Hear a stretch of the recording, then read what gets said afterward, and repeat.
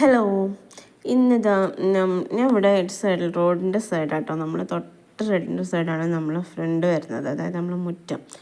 അപ്പോൾ മുറ്റത്തിൻ്റെ ഒരു സൈഡാണ് കേട്ടോ അത്, ചെറിയൊരു ഭാഗം. ഇവിടെയാണ് ഞാൻ ബൊഗൺവില്ല സെറ്റ് ചെയ്യില്ല. അപ്പോൾ ഇവിടെയൊക്കെ പുല്ല് പിടിച്ചിട്ട് ആകെ വൃത്തിയേടായിട്ട് കിടക്കുന്നുണ്ട് കേട്ടോ. അപ്പോൾ ഞാൻ ഇതൊക്കെ ഒന്ന് ശരിയാക്കട്ടെ. ഇവിടെ റോഡ് പണിയായ കാരണം ഇതൊന്നും വൃത്തിയാക്കാൻ പറ്റിയിട്ടുണ്ടായിരുന്നില്ല.